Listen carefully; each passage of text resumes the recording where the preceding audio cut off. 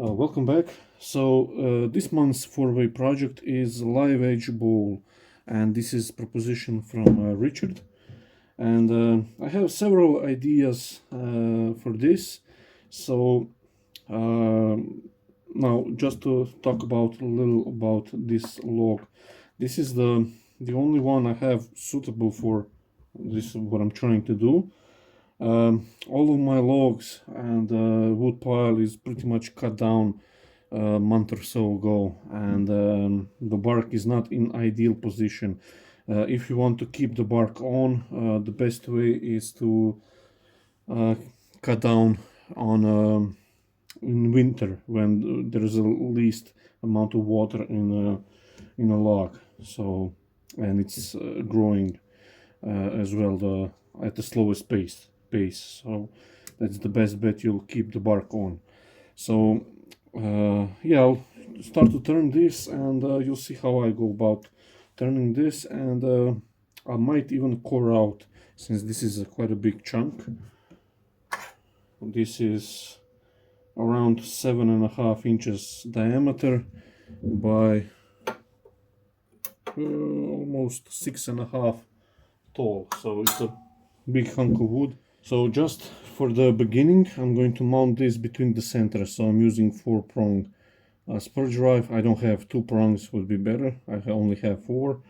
You can use other options like faceplate with 2 pins in it. For now I'm going with this option, and just want to throw it up and make a tenon, preferably on this side.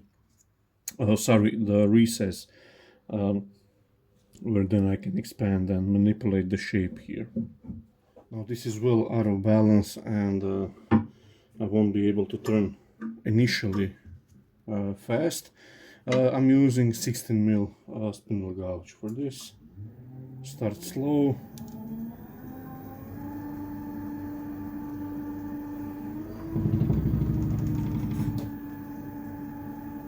There we go, that's 700 RPM. And just want to remove the corner first.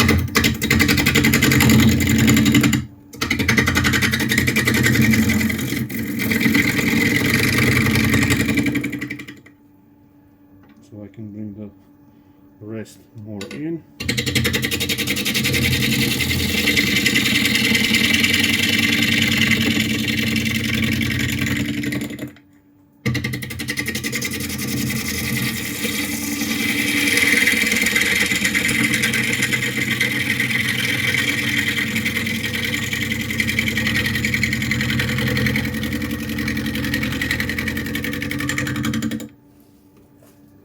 Now, since I removed this corner, I can bring the the tool rest a little bit closer now,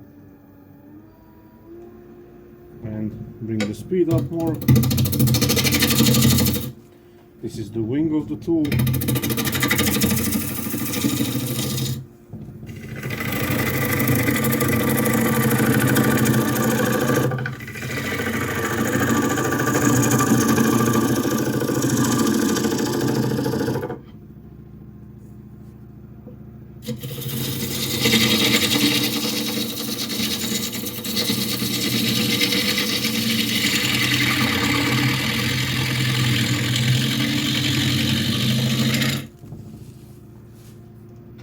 Now I can throw up the diameter here.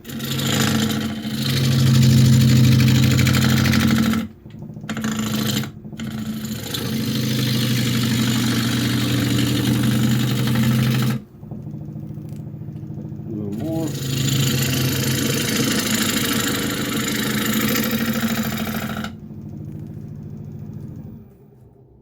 Just see where we're at.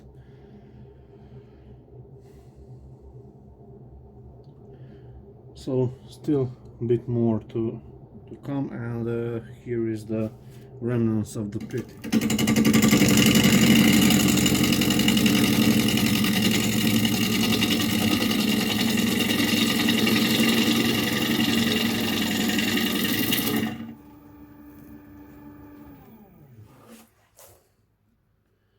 Still more to come.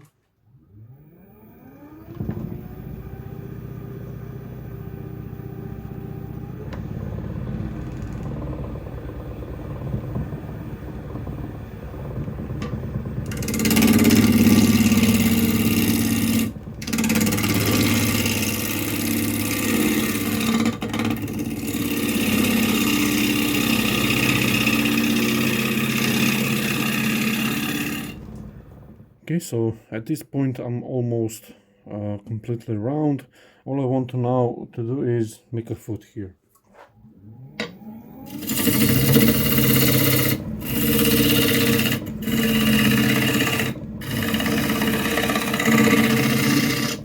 I don't even care about the shape yet.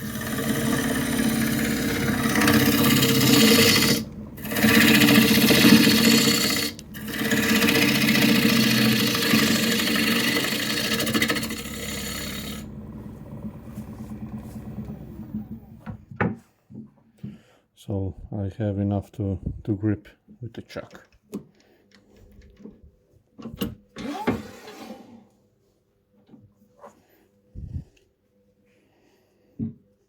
This will be easier with the square and scraper.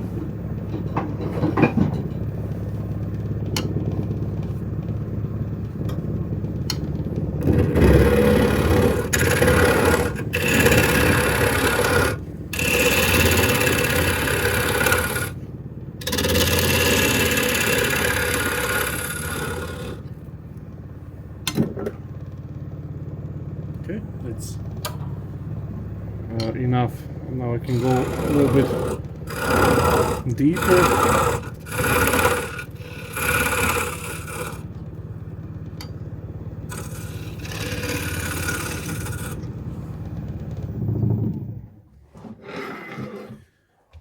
So I have enough solid wood here beneath the bark where I can expand the jaws, and I think I can even go a little bit deeper, or not. A little bit.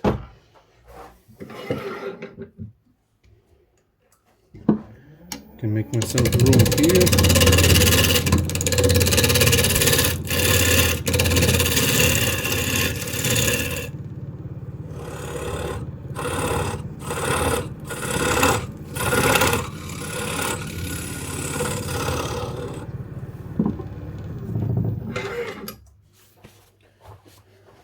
So I'll still, I think, still have enough room to core one out, and this should leave me plenty of room to adjust the chuck here where I want the bark to be. Okay, so now as the ball is lightly in the chuck, I want to check the lowest. This is the lowest part of the bark. So here, and you can see where I am here. So I want to split this difference first.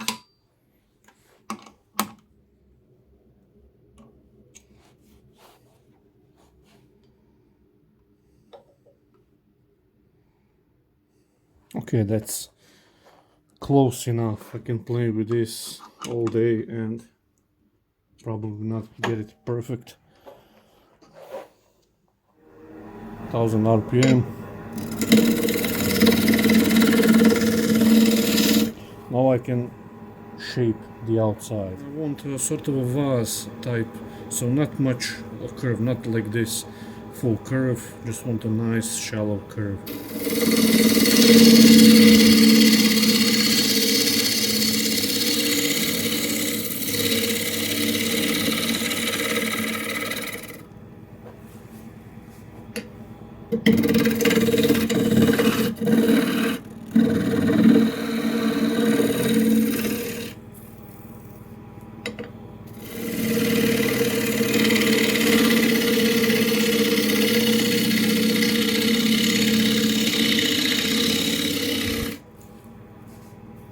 Can't see from the shavings.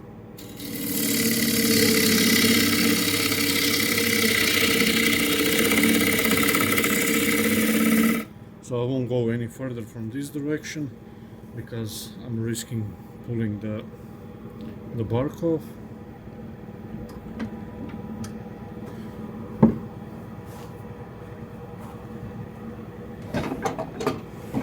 I'll use a bull gouge.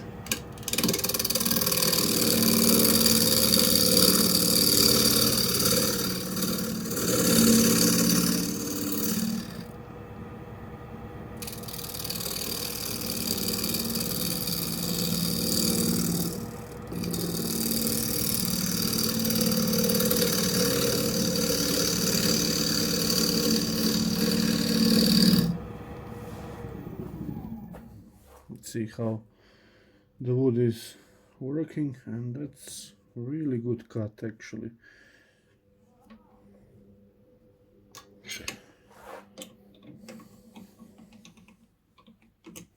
So I position the bark position a little bit better this time, and I can throw everything up one more time.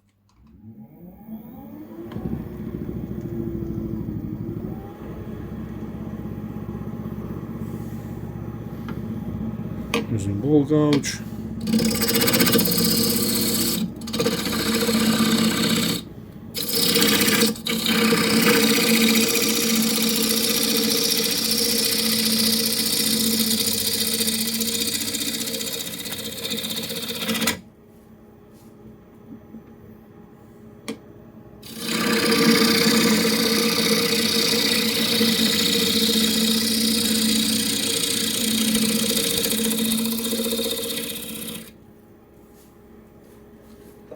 And I'm going to come from the top side for the bark section.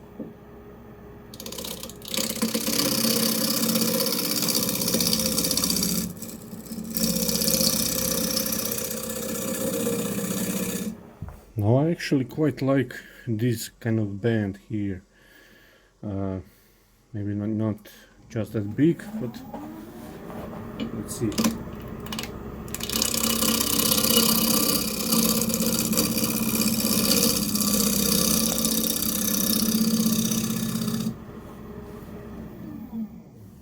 And I want to stop just below the bark, so a little bit more.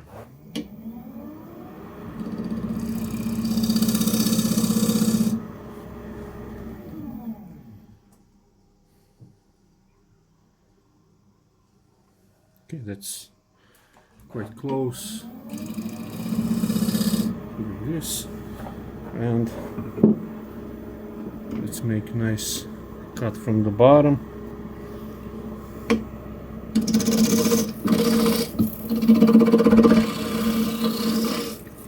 I won't touch too much of this because that's holding it nice and true, but I need to make the tenon a little bit smaller because it won't fit in the check.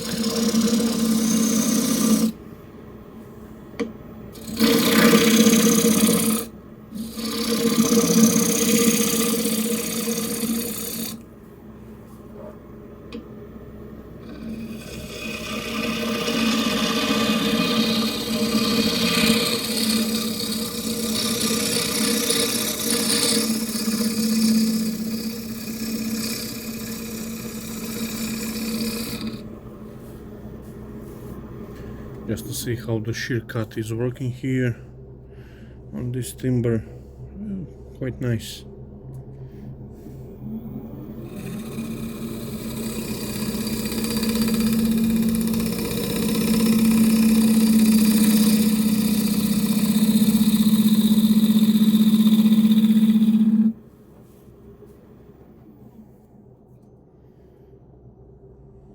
Okay, that's looking quite nice.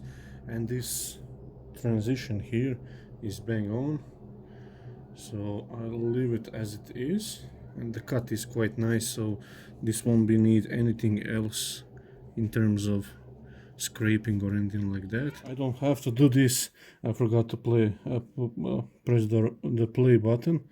Now I just rounded over this bead, so now what I do have to do is just slightly undercut it from this side,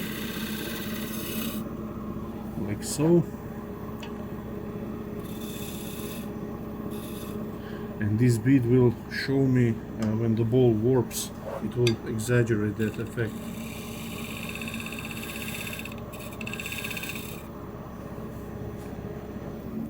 That's looking quite good. And the line follows beneath it, which is good. And there is slight line here, so I'll try to shear scrape that.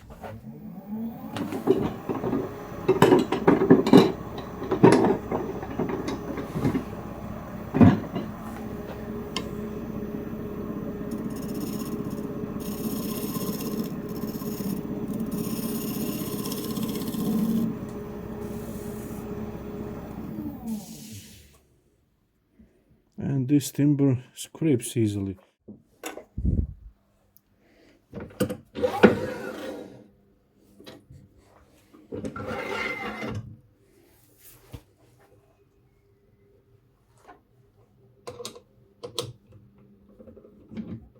Okay, now you can see how this band looks on this live edge, and I'll just pop it into chuck. Okay, so this is a Kelton McNaughton coring system. This is the turret and these are the blades. Now this is the straight one. This is older model, and I got this used here from a buddy of mine, and he got it from somebody else who burned, or I don't know what he does, what he do with the curved blades. They were bent extremely. I can't shape them in any form, so they're usable. They have bends, everything, and he didn't even use this one, so I'm using only this. Now I'm quite due to buying a new set of curved blades, and that should make nicer cores. And I want to set this to center height, or at least slightly above it.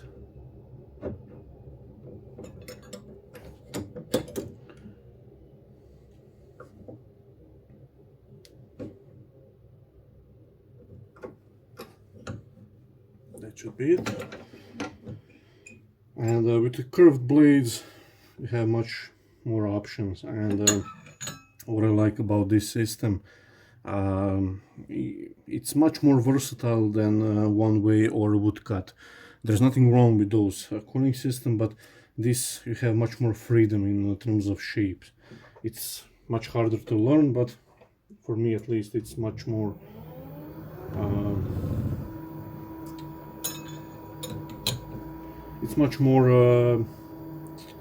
you have much more freedom in shapes and everything. So I can probably go with somewhere around here and point somewhere around there. Let's go that way.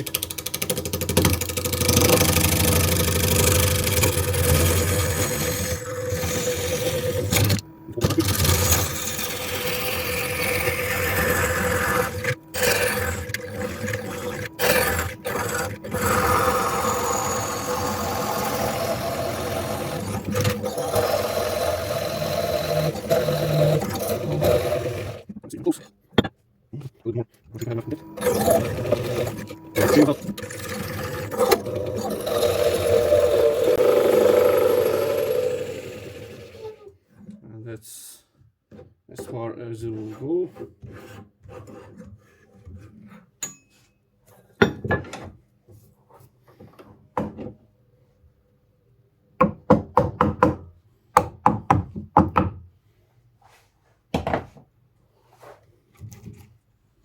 There we go. Small little one, so we'll turn that one a little bit later. And now I can finish this big one.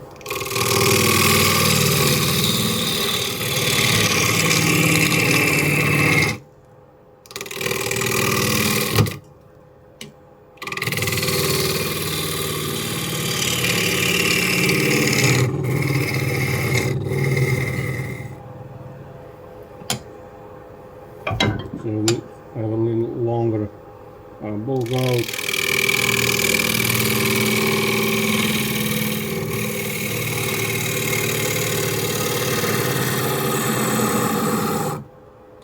Just see how it cuts. Now I don't want to go extremely thin here. There's no point in doing that.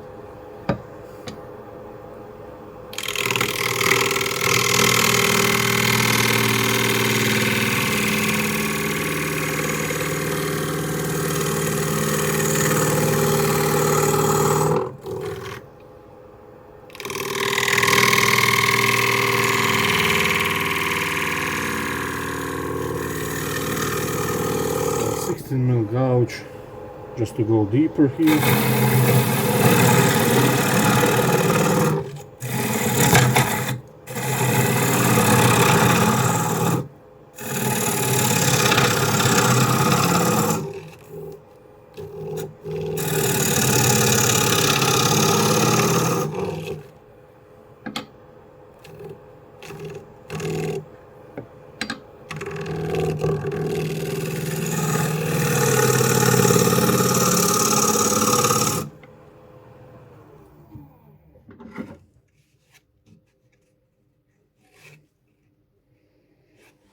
looking for nice even thickness.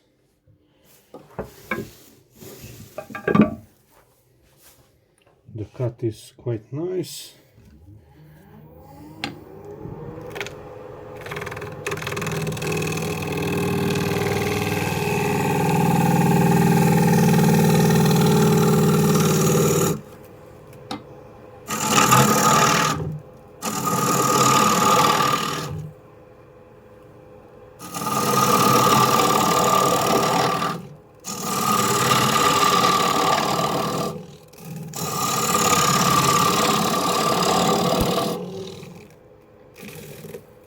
This is quite deep vessel, bowl, pot, whatever it's called.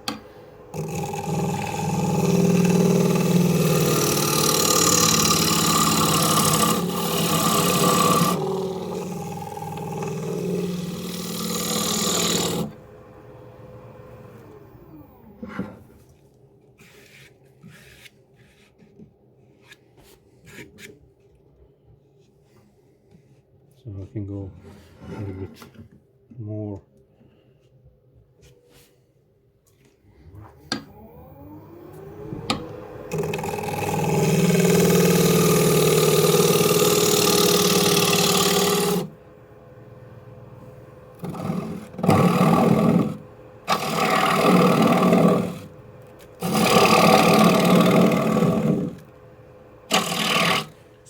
So currently I am at 4.5 inches, and where I want to be is almost 5.5. So 1 more inch of depth, and now I have this Henry Taylor ball gouge, which has first of all, it's quite long here in a handle, but it doesn't have the flute all the way, so it's quite stable and robust gouge, and it will help me to reduce any vibrations going down. So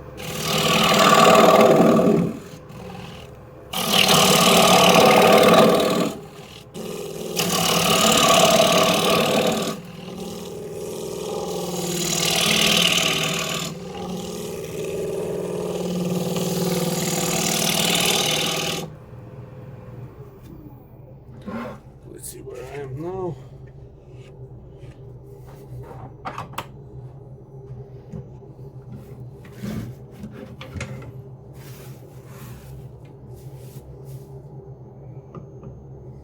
So here I'm 13 mil, and here I am 8 mil. So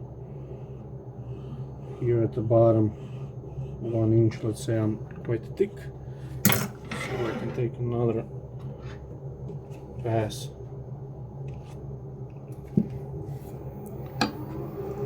From here, let's say.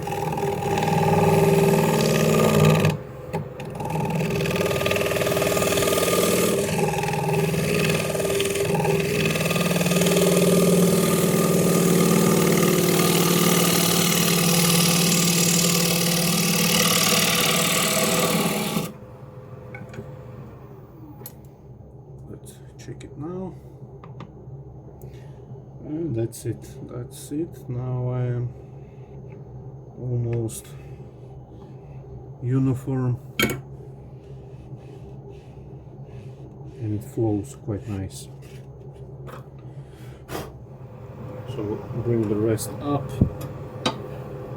Now bigger handle will be great here.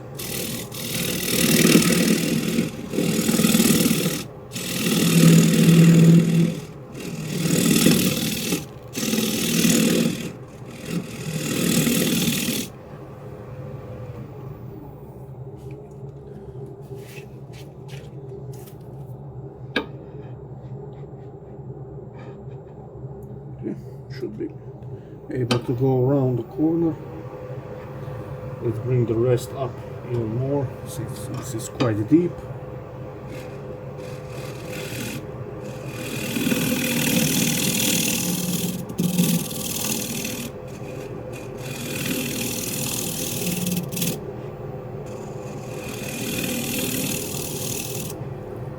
Nice light scrape.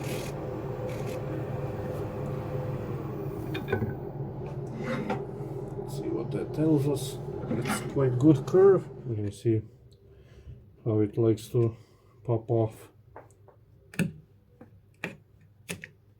All these parts of bark came off quite easily, so there's no point in keeping it. I could pour some CA glue in, but that will hold temporarily, and I'll rather have this natural edge like this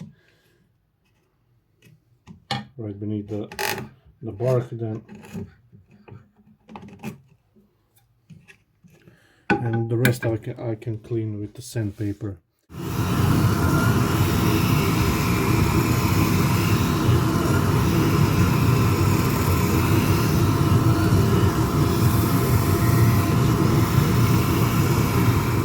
So that's the inside done, and what I'm going to do now is just finish the outside and the tank here.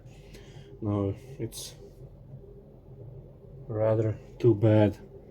Now it's just too bad for the bark, but I'll rather have it off and then, let's say, sell it or keep it, and in a few weeks it will fall off anyway, and then you'll have a chunk missing here or here, and just looks uneven, for me at least. So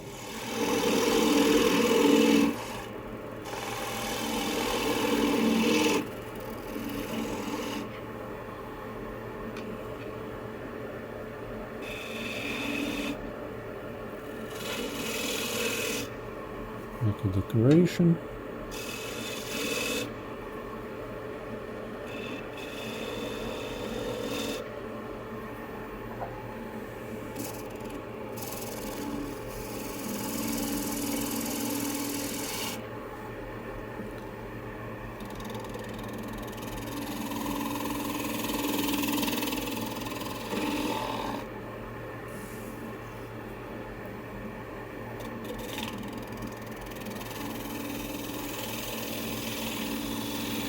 Nice and easy. This is going against the grain.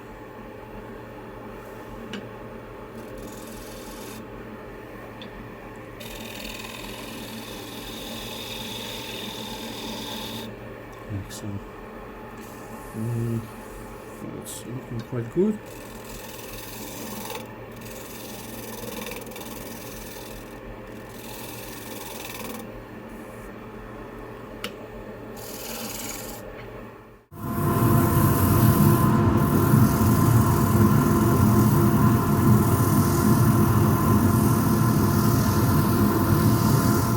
You can see the finished shape.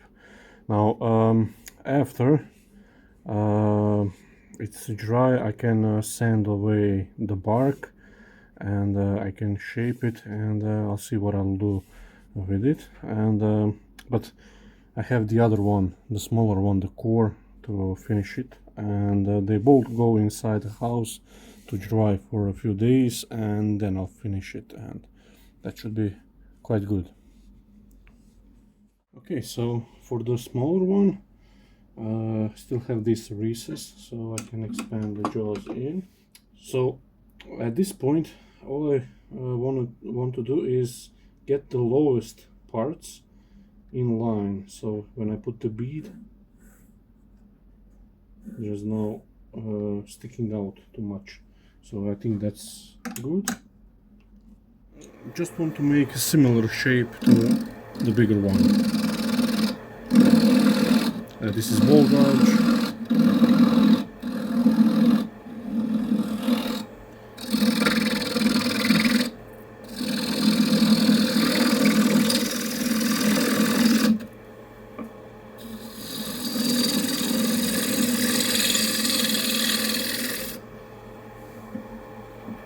And go from the top side.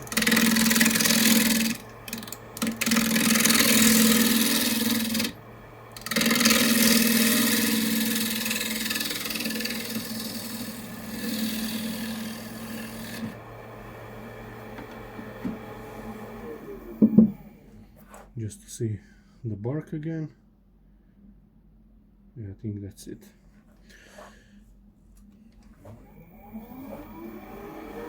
So this is the smaller. I can go for the tenon. That should be okay.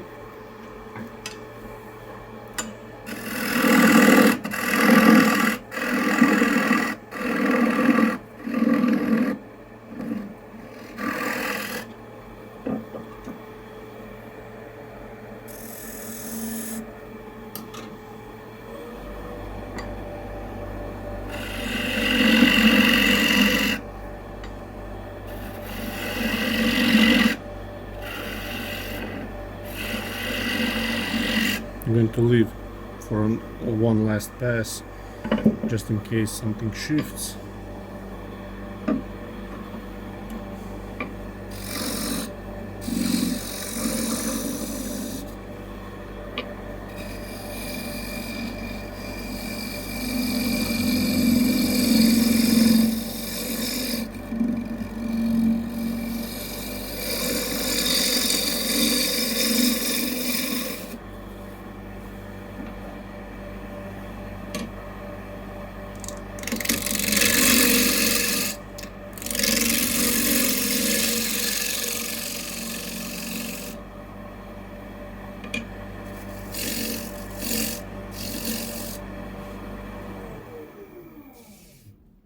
So general shape is there. Just want to make the bead here.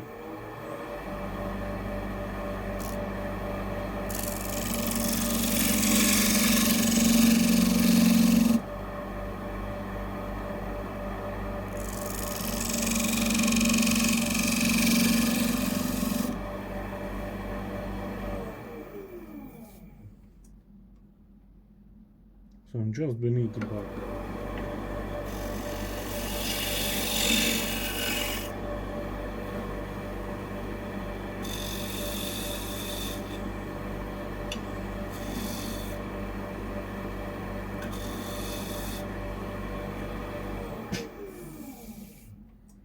See how it looks.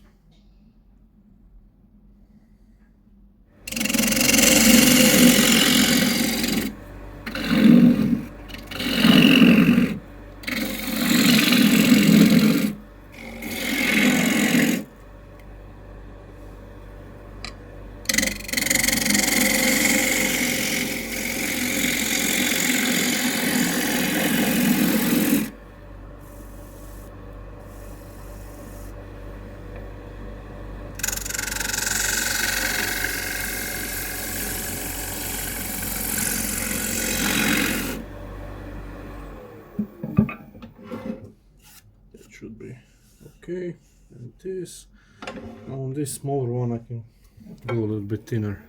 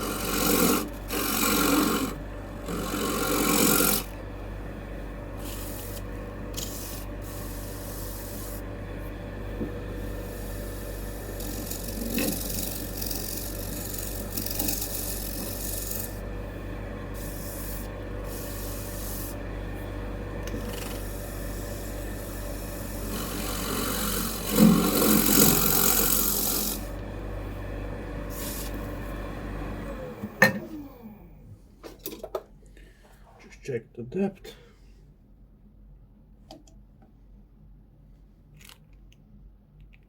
And that's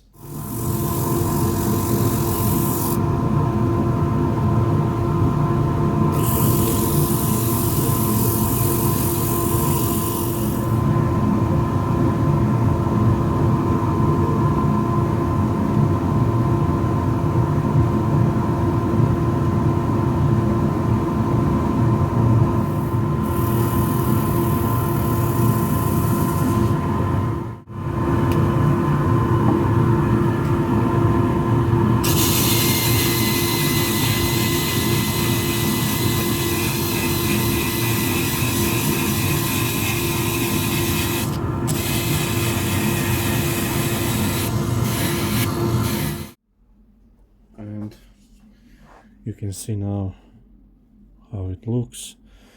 Now perhaps, not quite sure yet, after this dries a bit, I'm going to probably paint the rim here, and we'll see about that.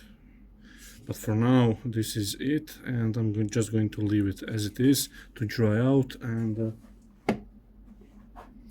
try not to bang it in a in a chuck. So this is how they now look.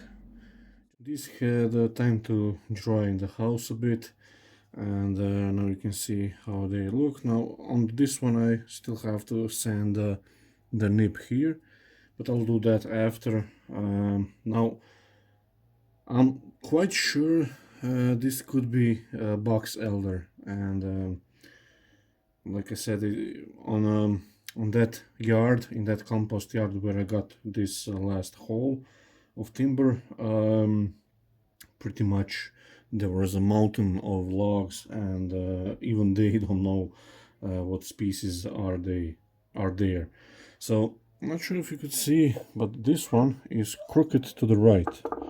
So if I hold it straight, as it dries, it shifts the top part to the right. So it looks kind of weird, but it looks kind of neat. I actually quite like that. This smaller one is, well, it's small, so there's not much movement in it, and you can see maybe by the reliefs here slight when it dried how it collapsed, and so quite nice. Now I've been thinking a lot about this. I was thinking maybe I should paint up to this bead, or maybe just paint the top portion of the above the bead. The most easiest thing I could sand, if I don't like, is the rim. And since I don't have the bark, I'll paint this top portion black milk paint from the old-fashioned milk paint company in UK, where I got these packages from, and then I'll see how it looks, and if I don't like it I can easily sand this part and then see what I'm going to do. Strokes like this, so it doesn't drip on this side, and then I'll go from the inside.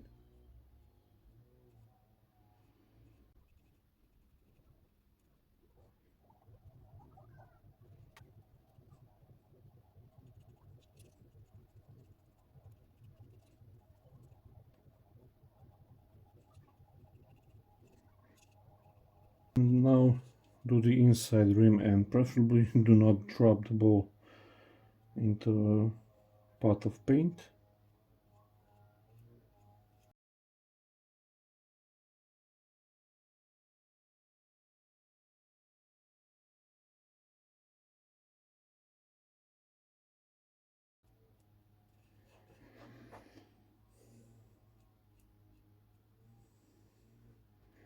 Okay, so that's the rim painted on the bigger bowl. Now just let it dry. Now it's all wet, so it does have a different appearance, but we'll see how it looks. Okay, so this is the finished product. I decided to go on a black rim, and overall I'm extremely happy with it. I applied tung oil finish, so it does darken a bit, but not too much. Now the only issue with this type of softer timber and milk paint dust when you sand it is, perhaps you can see this dark spot here, and there are a few spots like that around the bowls. Ideally you want to, on the softer timbers like this, you want a nice maybe light coat of shellac or other sanding sealer, something like that, just to prevent stain from that dust.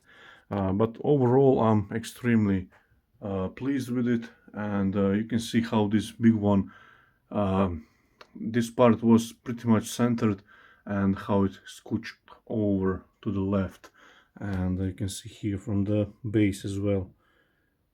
So kind of nice, and Usually you don't see a band like this around the live edge balls, but I kind of like this. It sort of distracts the eye, and yeah, I'm not quite good with words, but this kind of look cool, to me at least. Just too bad for the bark part that it fell off, or it was loose. So, but pretty much all the timbers I have at this point, it was fell down maybe a month or two ago, so not much of a bark will stay on. So I hope you're going to check out Mike, Sam and Richard's version as well, and quite like my version. And the almost 5.5 inches is tall, this big one, and 7 inches on the longer section. And you can still see how the oil is reflected from the milk paint. It's still not completely dry, but once it's dry it will be like a semi-satin finish. And yeah, that's it for this month's 4-way, and see you in the next one.